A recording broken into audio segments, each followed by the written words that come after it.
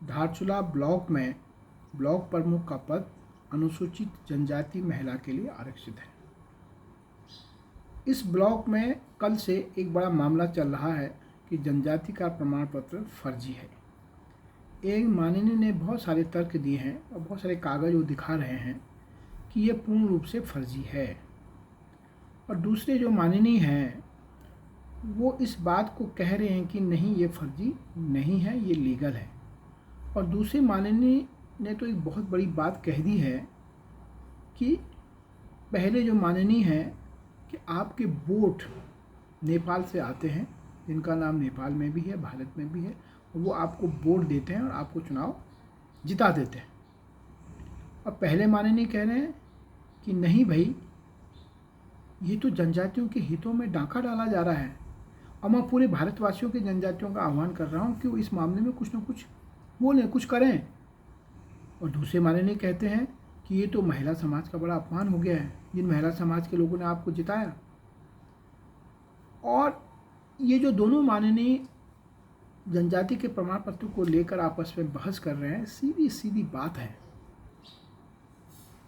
कि जनजाति का प्रमाण पत्र वैध है कि अवैध है, ये प्रशासन बताएगा। पहले माननीय जी, जब आपकी सरकार रही हैं और आप बहुत ताकतवर रहे हैं, आपने मुनस्यारी और धारचूला में जिसका नामांकन आप निरस्त करा सकते थे, आपने कराया।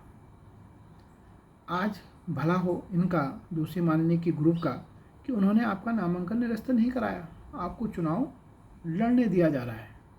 और पहले माननीय ने तो अपने एक पोस्ट में लिख भी दिया कि तुम, अरे ये कौन सी भाषा है, ये ज़रा शोभा नहीं देता है।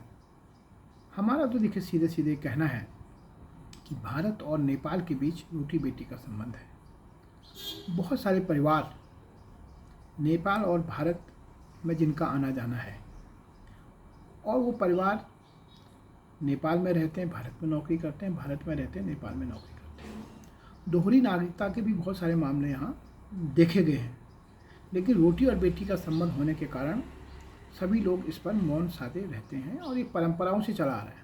हम अपनी बेटी को नेपाल देते थे, नेपाल की बेटी हमारे यहाँ जाते थे, और हम उसको बहुत लीगल तरीके से हम नहीं कह सकते, लेकिन हम उसको एक नागरिकता भी दे देते हैं कि हमारी बेटी है, नागरिकता दे दीजिए। माननीय जी, एक व्यक्ति के खिलाफ जिसको आप नेपाल का बताते थे, और आपने बहुत गले फाड़ फाड़ के विधानसभा में भी सवाल उठाया, उसका कुछ बिगड़ा नहीं आज तक, और आज वो आपके साथ है।